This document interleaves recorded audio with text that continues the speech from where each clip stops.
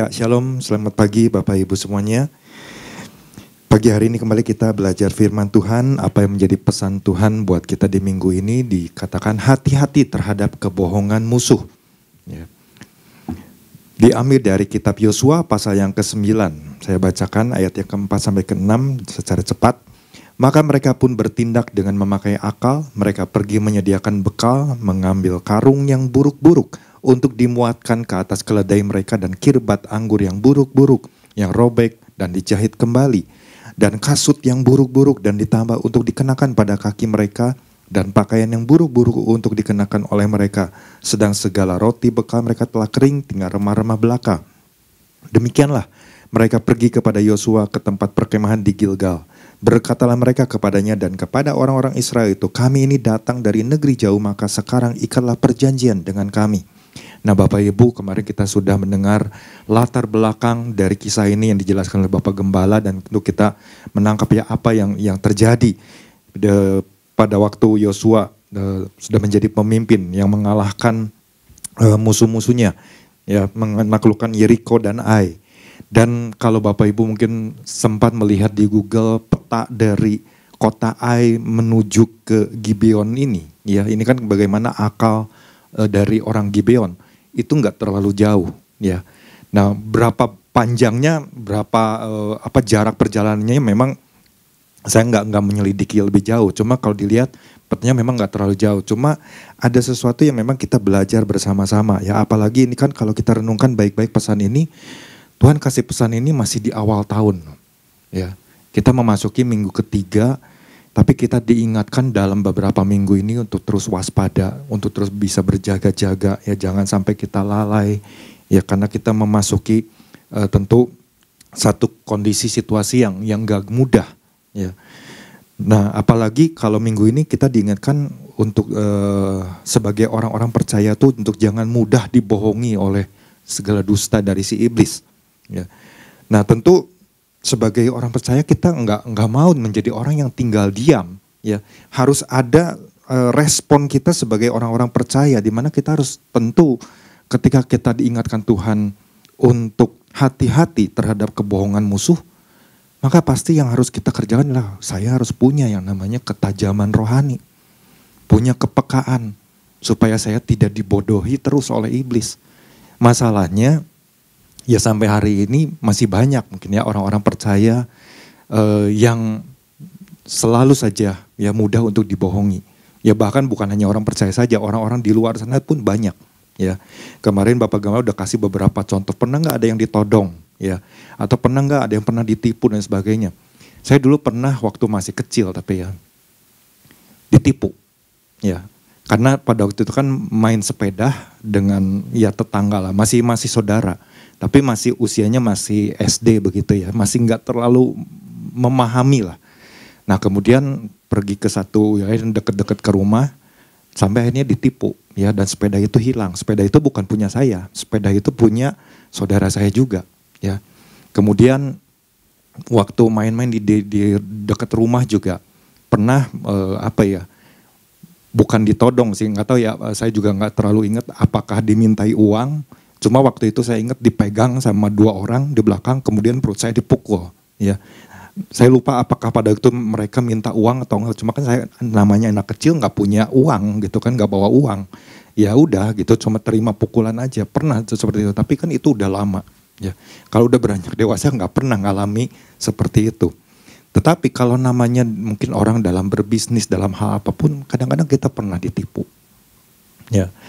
Atau mungkin seperti investasi pun ya yang hari-hari ini begitu banyak bermunculan. Itu juga ya pernah ngalami. Bahkan ada orang-orang yang memutuskan bahwa sepertinya mereka itu nggak ada kapok-kapoknya. Ya, udah tahu bahwa itu adalah investasi bodong, tapi mereka tetap ikuti gitu, ya. Seolah-olah mereka merasa bahwa oh itu triknya kurang lebih seperti ini, dan mereka tahu tindakan apa yang harus mereka lakukan, ya. Dan itu kalau sudah dipelajari lebih lanjut, oh ternyata cuma permainan-permainan dari orang-orang tertentu aja, ya. Nah, Tentu kita sebagai orang percaya nggak mau ngalami yang namanya kebohongan-kebohongan seperti apa yang terjadi pada bangsa Israel di zaman Yosua ini, ya, para pemimpinnya ketika mereka melihat ya orang-orang Gibeon dengan segala tipu muslihatnya, ya, dengan perkataan-perkataannya. Nah, mungkin juga Bapak Ibu ingat waktu pandemi ya 2020 melanda berbagai wilayah, bahkan negara-negara. Itu begitu banyak orang-orang yang ya perekonomian secara dunia juga mengalami goncangan, belum lagi keluarga-keluarga yang kehilangan pekerjaan, kemudian mungkin di dalam hal pemasukan juga berkurang sangat-sangat banyak, signifikan sekali, ya. Dan akhirnya mereka berpikir gimana caranya supaya mereka bisa tetap mendapatkan penghasilan. Nah, disitulah muncul yang namanya kebohongan-kebohongan, ya, dari berbagai sektor, ya. Dan banyak yang tidak hati-hati, ya. Kami pun mengalami hal tersebut, ya. Nah, ini yang tentu kalau Tuhan ingatkan di awal 2024, tentu kita belajar dari kesalahan di kalau masa lalu mungkin kita sudah melakukan satu kebodohan, satu kesalahan, tentu kita nggak mau melakukan hal yang bodoh lagi. Kita harus menjadi orang-orang yang cerdas, ya. Nah, kalau Bapak Ibu perhatikan inti pesan Tuhannya di sini kan Tuhan memperingatkan kita sebagai orang percaya untuk berhati-hati dengan segala tipu daya iblis, ya, atau tipu dusta dari si iblis ini. Ya betul, kita tahu bahwa sengat iblis sudah dikalahkan. Kuasanya, tipu muslihatnya semua sudah dikalahkan. Tapi kemarin kita diingatkan hanya ada satu senjata, ya. Satu senjata yang masih bisa digunakan, ya. Yaitu mulutnya. Lewat apa? Lewat tipu muslihat atau dusta, ya. Nah, ini yang kita mau sama-sama terus perhatikan baik-baik, ya. Kalau kemarin Bapak Gembala sampaikan 2 poin. Yang pertama, jangan biarkan pandangan mata jasmani atau telinga jasmani kita mengalahkan perkataan Tuhan atau janji Tuhan. Dan yang kedua, jangan hidup menggunakan definisi yang sama dengan yang digunakan si musuh. Nah, Bapak Ibu kalau mungkin belum terlalu memahaminya, gak ada salahnya Bapak Ibu untuk mengulang atau mendengar kembali, ya, apa yang sudah disampaikan Bapak Gembala, bisa dilihat di YouTube, ya, atau di aplikasi RDMB. Nah, pagi hari ini apa yang saya dapat sebenarnya hampir sama dengan apa yang kemarin di dalam doa pengurapan Saudara Marbun sampaikan, ya. Karena ketika saya waktu siang dapat tugas ini, kemudian saya baca, saya renungkan. Nah, inilah yang saya dapat gitu, ya. Bahwa kita sebagai orang percaya, yang bagaimana supaya kita tidak mengalami mungkin satu hal di mana kita menjadi orang yang didustai atau dibohongi oleh si iblis, ya. Tentu ada prinsip yang harus kita pahami yang boleh saya tambahkan pagi hari ini.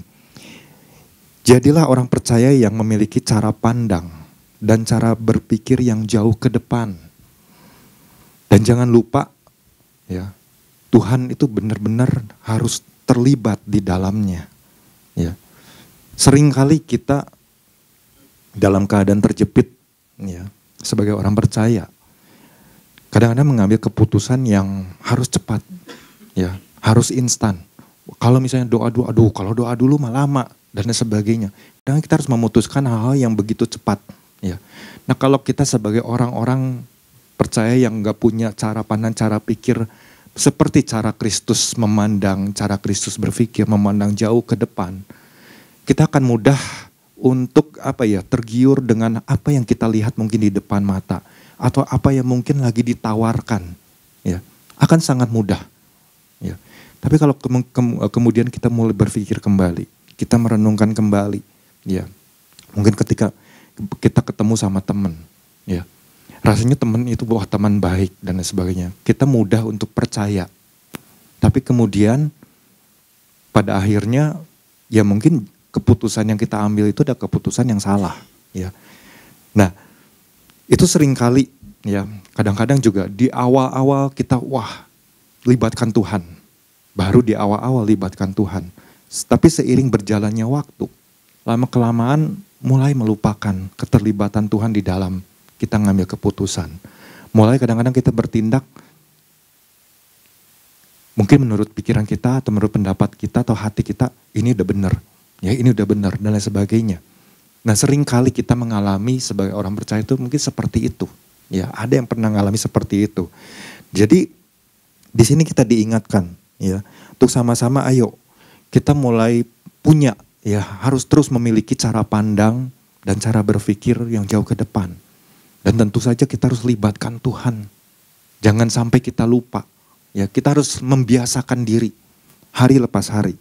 Karena kalau kita lihat ya yang menjadi dasar di sini Yosua pasal yang ke-9 dan ke-14.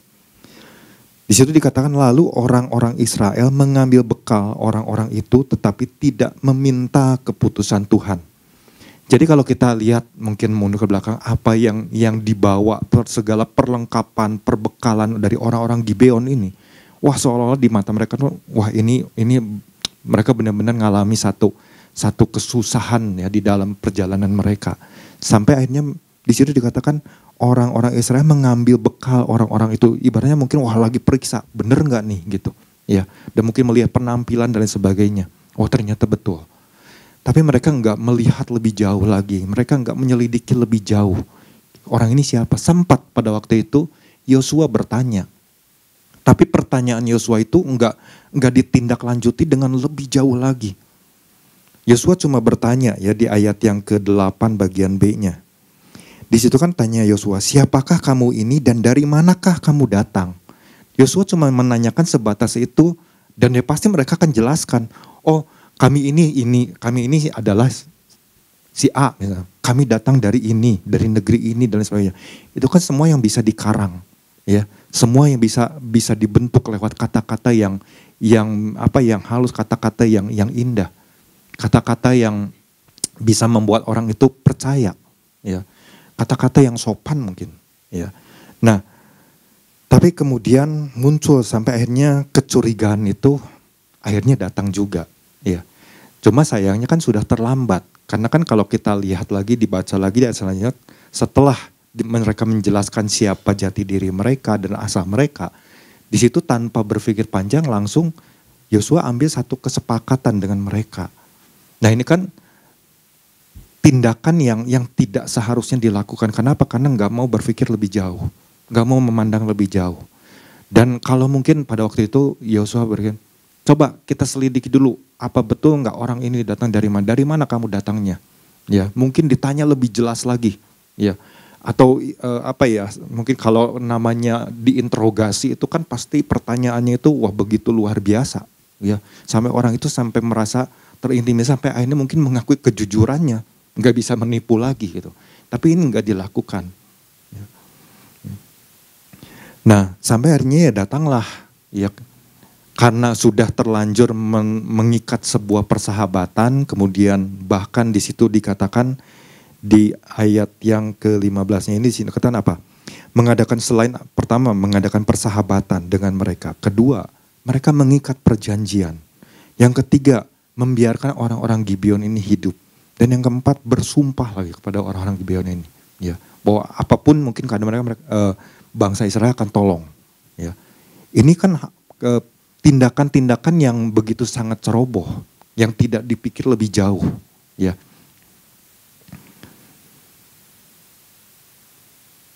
Nah ternyata baru ketika mereka melakukan perjalanan selanjutnya, barulah ditemukan, oh ternyata kotak Gibeon itu ada di sini, nggak terlalu jauh. Ternyata mereka itu ada di dalam lingkungan ini. Nah itulah yang makanya saya katakan kita harus punya satu pandangan yang jauh, pikiran yang jauh ke depan, supaya kita nggak salah langkah. Ya, karena kan di situ dikatakan bagaimana mereka menemukan, ya di ayat yang ke-16. Tetapi setelah lewat 3 hari sesudah orang Israel mengikat perjanjian dengan orang-orang itu, terdengar oleh mereka bahwa orang-orang itu tinggal. Ya, orang-orang itu maksudnya orang-orang Gibeon ini tinggal dekat mereka. Jadi inilah kesalahan dari para pemimpin termasuk Yosua. Mereka enggak menyelidiki lebih jauh. Mereka cuma langsung ngambil satu keputusan yang cepat aja, ya udahlah. Karena mereka sudah menjelaskan status mereka, jati diri mereka, asal usul mereka, ya udahlah kita terima aja. Ya. Nah, kadang-kadang di dalam kehidupan kita hari-hari ini pun mungkin seperti itu. Ya.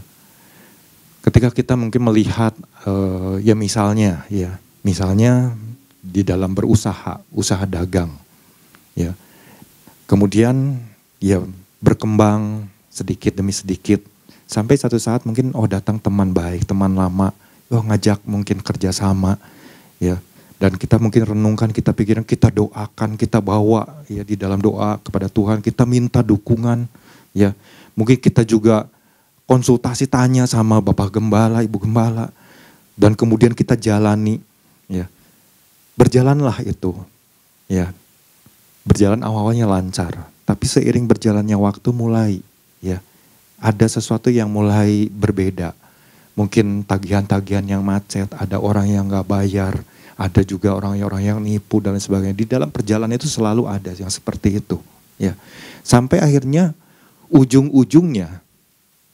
Kalau mungkin dulu awal-awalnya punya tagihan-tagihan, pada akhirnya bukan punya tagihan, tapi justru kebalikannya, bukannya surplus tapi minus, punya hutang.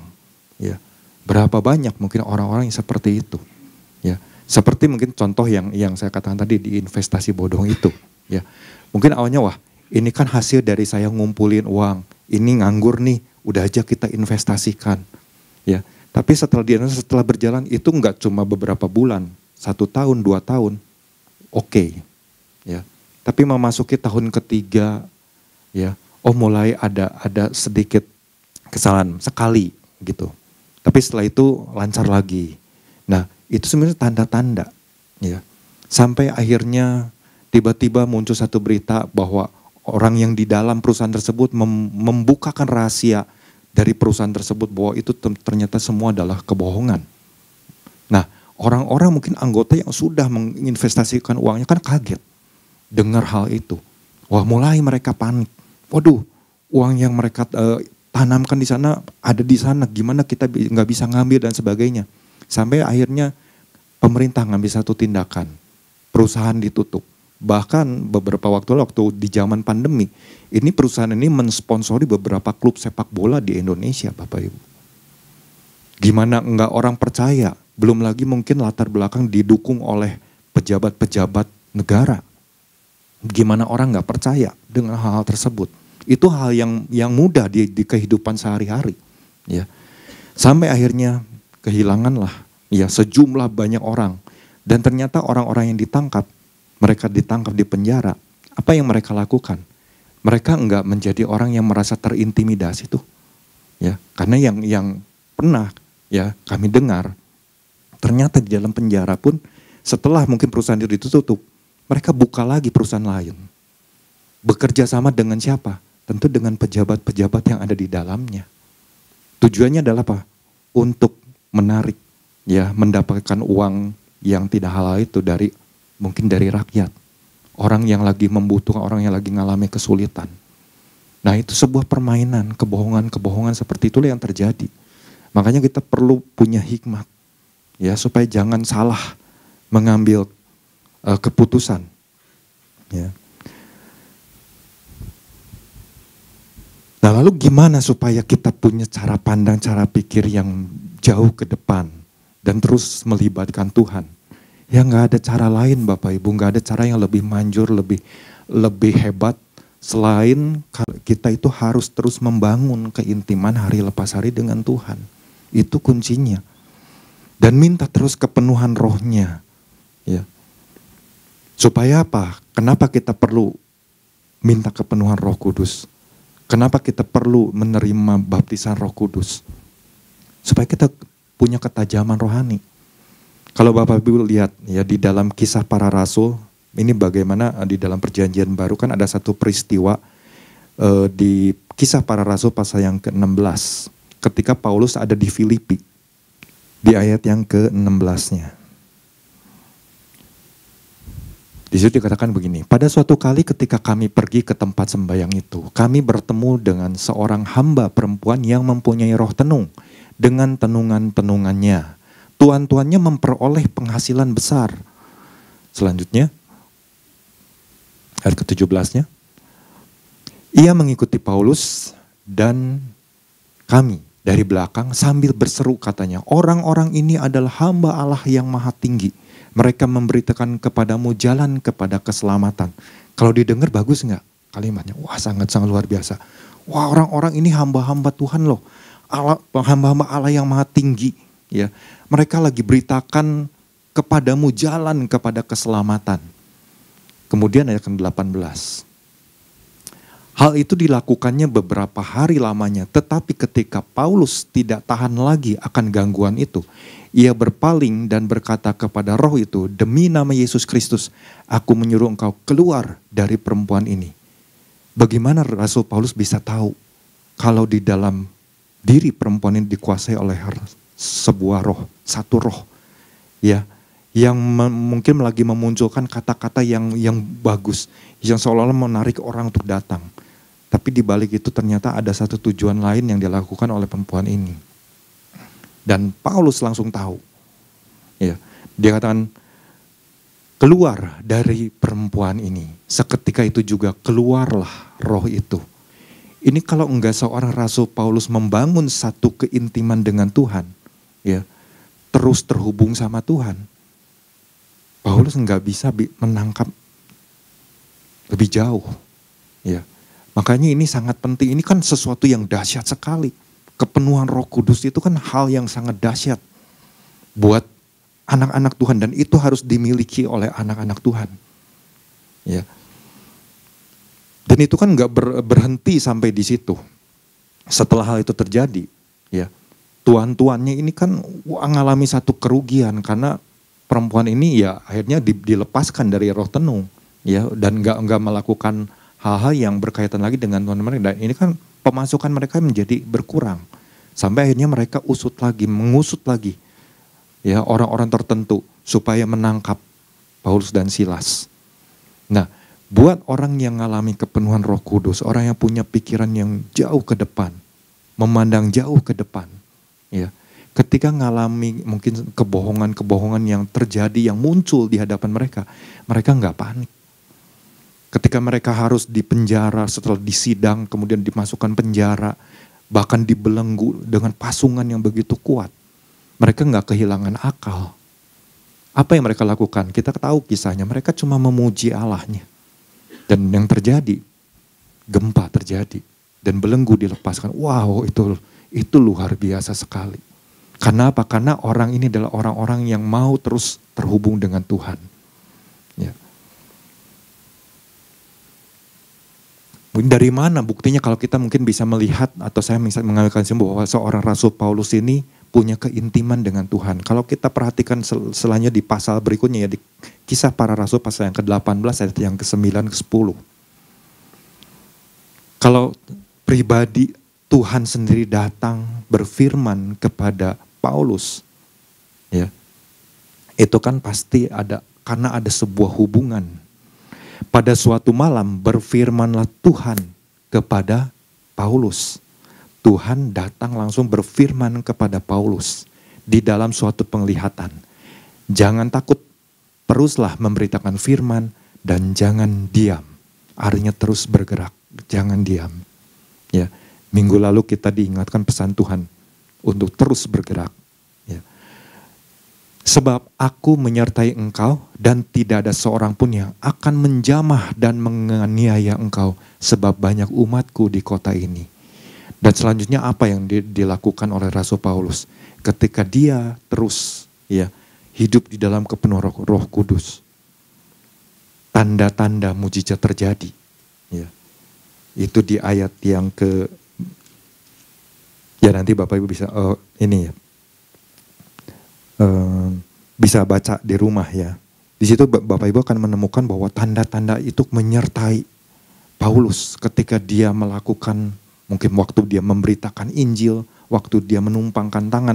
Bahkan di situ dikatakan bahwa orang-orang yang datang, ya, mereka bawa sapu tangan aja supaya bisa nyentuh tubuh Rasul Paulus. Wah, mereka ngalami sesuatu lewat sapu tangan tersebut. Itu kan sesuatu yang luar biasa. Nah, kalau kita sebagai anak-anak Tuhan yang punya pikiran yang jauh ke depan, ya, bisa memandang jauh, punya pikiran Kristus, cara pandang Kristus, ya, melihat segala sesuatu dengan baik, dengan teliti. Maka yang terjadi adalah kita bisa menjadi alat Tuhan yang dipakai secara dahsyat dan luar biasa. Ya. Nah, itu berlangsung terus ya. Bapak Ibu kan kalau baca Kisah Para Rasul ini begitu seru ya. Bagaimana seorang Rasul Paulus itu dipakai begitu luar biasa oleh Tuhan lewat pengurapan Roh Kudus, kepenuhan Roh Kudus, tanda-tanda menyertai ya. Nah, ada orang-orang yang mungkin dengar, wah ternyata kalau pakai nama Tuhan Yesus dahsyat juga ya. Luar biasa juga nih. Udah aja kita lakukan hal yang sama. Siapa tahu orang-orang mudah dibohongi. Ya, siapa tahu orang-orang percaya itu akan datang kepada kita dan menjadi mungkin rekan kita, menjadi pemasukan buat kita. Ya. Nah, Bapak Ibu kan bisa lihat ini bagaimana ahli-ahli jampi. Ya, mereka gunakan nama Tuhan Yesus. Ya, pakai nama Tuhan Yesus untuk mengadakan mujizat, ibaratnya seperti itu, untuk mengusir roh-roh jahat, roh-roh yang menguasai orang-orang. Tetapi apa yang terjadi? Ternyata karena mereka ini adalah ahli-ahli jampi, orang yang terlibat mungkin dalam kuasa-kuasa kegelapan dan pastinya juga hidupnya nggak benar. Hidupnya mungkin banyak bertentangan dengan kebenaran firman Tuhan. Ya, hidupnya nggak tulus, nggak murni, banyak melakukan pelanggaran. Mungkin waktu mereka pakai nama Yesus ngusir roh jahat, mungkin si musuh ini ketawa, kamu siapa? Kamu itu temanku. Ya. Kok berani-berani pakai nama Yesus, bukannya kamu harus lawan Yesus, sebaliknya. Nah, Bapak Ibu kan bisa lihat anak-anak Skewa ini di Kisah Para Rasul pasal yang ke-19. Ya. Nah, itu kan bagaimana anak-anak Imam Skewa ini kan lagi melakukan sebuah kebohongan kepada orang-orang yang ada sekitar, bahwa wah dengan nama Yesus ini bisa membebaskan orang-orang ya yang terikat dengan segala roh-roh kegelapan seperti itu. Tapi ternyata karena mereka sendiri hidupnya enggak kudus, hidupnya enggak benar, ya akhirnya justru malah ditertawai oleh iblis, ya, oleh si musuh sendiri. Kita kan friend, kok kamu tuh maunya sih gitu gunakan nama Yesus. Ayo dong gitu, perbesar kerajaan kita, kerajaan iblis. Kurang lebih mungkin seperti itulah ya komunikasi yang terjadi kurang lebih ya. Nah, ini yang harus kita makanya sama-sama waspadai ya. Supaya kita jangan menjadi orang yang udah tahu ya bahwa hari-hari ini mungkin kalau kita mungkin hari-hari ini juga sedang diperhadapkan dengan sebuah pesta demokrasi yang besar ya, di mana ada 3 kontestan yang akan menjadi calon presiden. Ada begitu banyak kebohongan publik ya yang bisa mempengaruhi pikiran anak-anak Tuhan hanya dalam beberapa hari. Misalnya waktu kita ngobrol, tadinya kamu misalnya iseng nih, kamu akan milih siapa? Saya akan milih si ini. Wah, puji Tuhan. Terus nggak berapa lama di statusnya berubah. Ya. Nggak tahu apa yang menjadi keputusan dia untuk tiba-tiba berubah hanya dalam beberapa hari. Saya pikir pasti karena ada kebohongan-kebohongan yang mempengaruhi cara pandang, cara pikir seseorang. Sehingga akhirnya dia mengalihkan, kalau gitu saya pilih yang si ini aja. Ya. Saya pilih yang si itu aja. Ya. Nah, itu banyak terjadi, bahkan masih ada orang-orang yang masih bingung. Nah, kita sebagai anak-anak Tuhan, inilah waktunya dia di tahun 2024 ini kita menjadi orang yang harus terus ya ambil satu keputusan, saya harus bangun hubungan dengan Tuhan lebih lagi. Ya, lebih dalam lagi. Supaya apa? Supaya saya benar-benar terima yang namanya kepenuhan Roh Kudus. Supaya bisa saya terus diubahkan cara pandang, cara pikir saya. Sehingga saya tidak terjebak dengan segala tipu muslihat atau kebohongan-kebohongan yang dilakukan oleh si musuh. Ya, ini yang harus kita lakukan, gak ada cara lain. Ya, karenanya mari Bapak Ibu, ini yang bisa saya bagikan ya di pagi hari ini. Mari kita terus mempertajam ya kedewasaan rohani kita, ketajaman cara pandang, cara pikir kita, supaya kita nggak menjadi orang yang mudah jatuh, mudah dibohongi. Ya, kita nggak mau menjadi orang-orang yang selalu ngalami, mungkin pernah ngalami kekalahan-kekalahan karena ya ditipu, ya ditipu oleh segala kebohongan-kebohongan dari si musuh. Tapi justru saatnya kita menghancurkan, ya saatnya kita menghancurkan segala kubu dari pertahanan-pertahanan, benteng-benteng dari si musuh, sehingga kita menjadi orang-orang yang benar-benar menghadirkan kuasa kerajaan Allah, menghadirkan mujizat-mujizat Allah yang dikatakan orang. Kemarin Bapak Gemar jelaskan ada gereja yang mungkin menganut atau menghidupi, ya, atau mungkin sepakat bahwa mujizat cuma terjadi di zaman para rasul. Enggak. Siapapun dari kita, Tuhan sudah kasih kuasa. Kuasa itu bekerja, ya, di dalam setiap anak-anak Tuhan. Asal kita menjadi orang-orang yang mau terus menghidupi perkataan Tuhan, menghidupi pesan-pesan Tuhan. Seperti yang sudah Bapak Gamal sampaikan kemarin. Karenanya mari Bapak Ibu pagi hari ini, biarlah apa yang bisa saya bagikan ini bisa menjadi berkat buat Bapak Ibu semua untuk terus maju di dalam Tuhan. Tuhan Yesus memberkati.